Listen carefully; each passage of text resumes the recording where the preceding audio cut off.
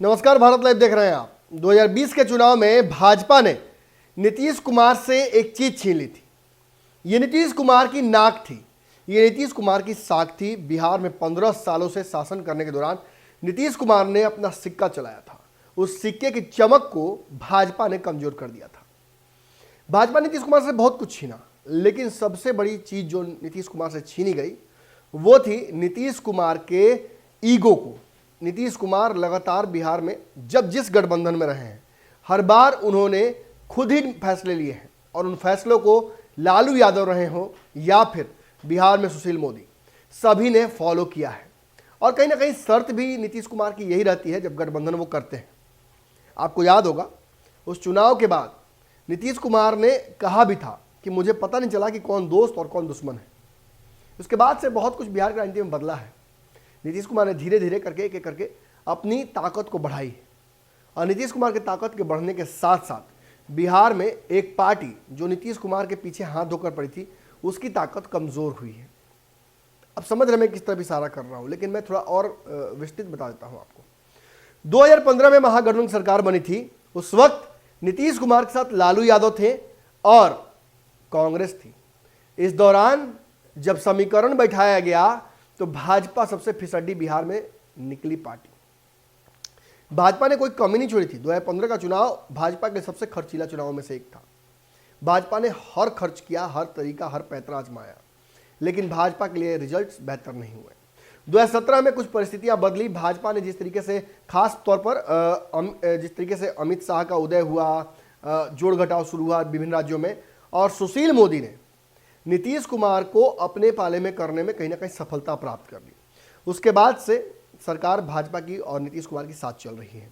तब से समय बीत चुका है। 7 और 5 जोड़ते तो 12 होता है। कहीं ना कहीं तब से अब 22 हो चुका है। यानी नीतीश कुमार और भाजपा की दोस्ती 5 सालों की फिर से हो गई है, नवीनतम दोस्ती। ऐसी स्थिति में कहा जा सकता है कि भाजपा को यह पता चल चुका है कि बिहार में नीतीश कुमार के अलावा भाजपा का कोई दोस्त और सहयोगी नहीं हो सकता है बेहतर।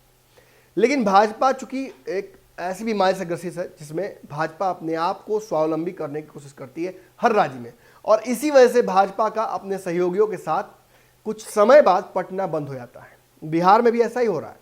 अब सरकार चूंकि मजबूरी है, क्योंकि नीतीश कुमार ने जिस जगह पर राजद का साथ छोड़ा था उस जगह कर्कशता काफ़ी बढ़ गई थी और वो कर्कशता अब तक है।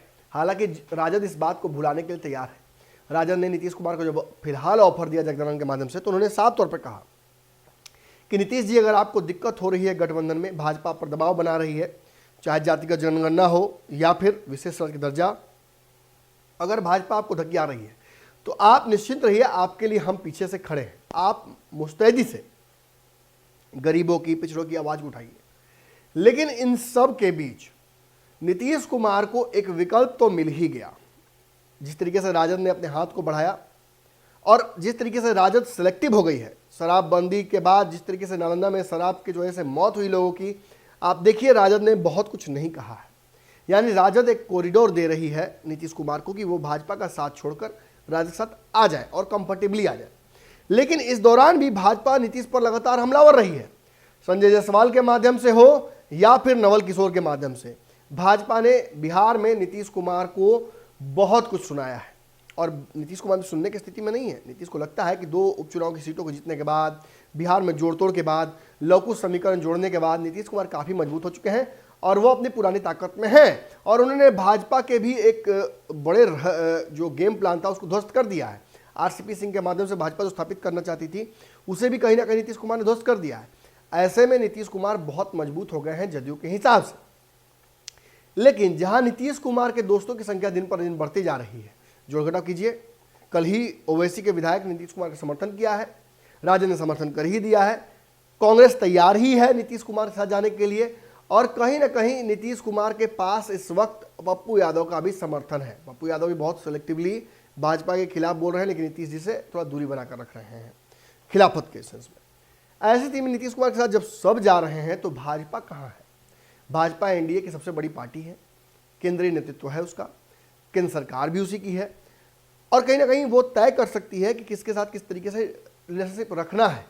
लेकिन भाजपा ने उत्तर प्रदेश को लेकर जो फैसला किया उसमें जदयू और वीआईपी को बाहर रखने के चलते भाजपा के रिश्ते अपने ही सहयोगियों से काफी खराब हुआ है।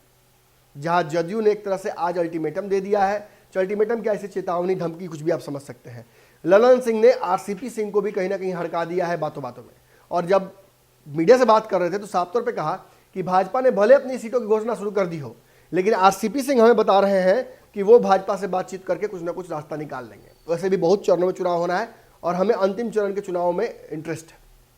क्या होगा वो तो बाद में पता चलेगा, लेकिन एक बात स्पष्ट है कि भाजपा जदयू के बीच में बहुत बड़ी खाई हो चुकी है और वो बढ़ती ही जा रही है।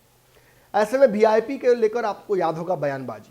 वीआईपी के मुकेश सहनी उत्तर प्रदेश में चुनाव लड़ना चाहते हैं, इसको लेकर भाजपा बेचैन है। भाजपा यहाँ तक कि उन्हें एयरपोर्ट पर डिटेन करने से लेकर उनके जो राजनीतिक समीकरण है वो लेकर उतर रहे थे उत्तर प्रदेश में, उसको भी ध्वस्त करने की कोशिश करती है। फूलन देवी की प्रतिमाओं को ध्वस्त करना हो या उन्हें जब्त करना हो, या फिर उन्हें धमकी देकर कहना कि अगर आप उत्तर प्रदेश आइएगा तो सोच समझ के आइएगा, बिहार में आपके एमएलसी, आपके मंत्रिमंडल, आपकी एक बोचहा सीट और आपके विधायक, सब पर हमारा दावा हो सकता है। इन सब के बीच चुनौती को स्वीकार करते हुए वीआईपी ने अपने सीटों को, प्रत्याशियों को उतारना शुरू कर दिया है और कहीं ना कहीं इस चैलेंज को स्वीकार करते हुए चैलेंज भाजपा की तरफ मोड़ दिया है। यानी नीतीश कुमार और वीआईपी दोनों भाजपा के खिलाफ हो चुके हैं और वो भाजपा से अलग हो चुके हैं। अब बात बची एक और दल की।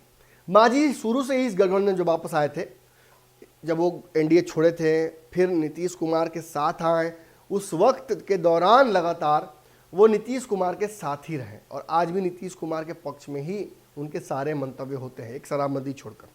नीतीश कुमार से सीधे तौर पर जुड़ा हुआ है मांझी जी का इंटरेस्ट।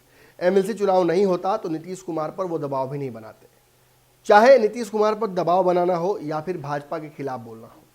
हर बार मांझी जी ने पक्ष बहुत समझदारी से लिया है, नीतीश कुमार की तरफ रहते हैं और भाजपा के खिलाफ बोलते रहे, चाहे ब्राह्मणों के खिलाफ अपमानजनक शब्द का प्रयोग करना हो या फिर कोरोना की दूसरी लहर के दौरान जब लॉकडाउन लगा था, उस दौरान आपको याद होगा मांझी जी ने किस तरीके से जो वैक्सीन के मिल रहे थे सर्टिफिकेट्स, उन पर प्रधानमंत्री के मोदी की तस्वीर होने पर भी ऐतराज जताया था। इसके अलावा बहुत कुछ हुआ है बिहार की राजनीति में। मांझी लगातार भाजपा पर हमलावर है। कल ही उनके प्रवक्ता ने भाजपा और जदयू के जो नेता मुखर होकर सामने से बोल रहे थे, उन सबको चिरकुट और कई अलग तरीके की भाषाओं का प्रयोग किया है। यानी सीधी बात है, बिहार में नीतीश कुमार के साथ जहां पूरा विपक्ष और उनके सत्तादल के सहयोगी भी साथ हैं, वहीं भाजपा बिहार में बिल्कुल अकेली हो चुकी है। भाजपा के पास कागज पर कोई सहयोगी नहीं है, लेकिन जो लोजपा के रामविलास के जो प्रवक्ता हैं चिराग पासवान के, चंदन सिंह, उन्होंने कल एक बयान का समर्थन करते हुए, और कहीं ना कहीं जो अजय निषाद है भाजपा एमपी, उन्होंने कहा था कि अगर उपेंद्र कुशवाहा की वापसी हो सकती है नीतीश की खिलाफत करने के बावजूद एनडीए में, तो क्यों नहीं चिराग पासवान की भी वापसी हम कराएं, और ऐसे में रोक कौन सकता है। इस पर चंदन सिंह ने कहीं ना कहीं ऑफर को एक्सेप्ट करते हुए अपना जो समर्थन है वो भाजपा की तरफ बढ़ाया था। लेकिन चिराग पासवान की पार्टी को छोड़कर, वो भी वैचारिक समर्थन केवल छोड़कर, भाजपा के साथ बिहार में फिलहाल कोई भी दल नहीं है। ऐसे में भाजपा अकेली तो हो ही रही है, कहीं ना कहीं उत्तर प्रदेश में उसे चुनौती भी मिल रही है। अब बिहार के ये दल उत्तर प्रदेश में कितना चुनौती दे पाते हैं भाजपा को, भाजपा बैकफुट पर है, कौन सा फैसला ले पाती है, क्योंकि अध्यक्ष जो बिहार के भाजपा के हैं वो काफ़ी अग्रेसिव मोड में आ चुके हैं और ऐसी स्थिति में बिहार में कुछ भी हो सकता है, कोई भी बड़ा परिवर्तन हो सकता है और सबकी नज़रें उन परिवर्तन की जो श्रृंखलाएँ हैं उसी पर हैं। नीतीश कुमार क्या फैसला लेते हैं सबकी नज़रें हैं, लेकिन भाजपा की तरफ सबकी नज़र इसलिए भी है कि भाजपा आखिर कौन सा नया सगुफ्ता बिहार की राजनीति में लेकर आती है, क्योंकि उसके दोस्त और दुश्मनों की संख्या लगातार बदलती जा रही है। जहां दुश्मनों की संख्या बढ़ती जा रही है, वही दोस्त सीमित होकर अब केवल एक रह चुका है। तो अगली खबर में जल्दी ही मुलाकात करते हैं। उम्मीद है कि आपको ये खबर पसंद आई हो। इस वीडियो को शेयर कर सकते हैं। अगर आप हम सोशल मीडिया के अलग अलग प्लेटफॉर्म पर हमें देख रहे हैं तो सब्सक्राइब और लाइक करके हमारे पेज से आप जुड़ सकते हैं। धन्यवाद। अगर ये वीडियो पसंद आई और वह बिहार के राजनीति और बिहारियत से सरोकार रखेनी तो सब्सक्राइब बटन दबा के चैनल के सब्सक्राइब कर ली। ओजे एगो घंटी बा, ओकरा बटन दबा देला से कुल सटीक और मारक खबर रुआ मुफ्त में मिल जाई। अगर रुआ पत्रकारिता के हमनी के नया प्रयोग में सहयोग कर चाहतानी तो ज्वाइन बटन दबा दी। पेटीएम नंबर नोट कर ली 9386816700। धन्यवाद।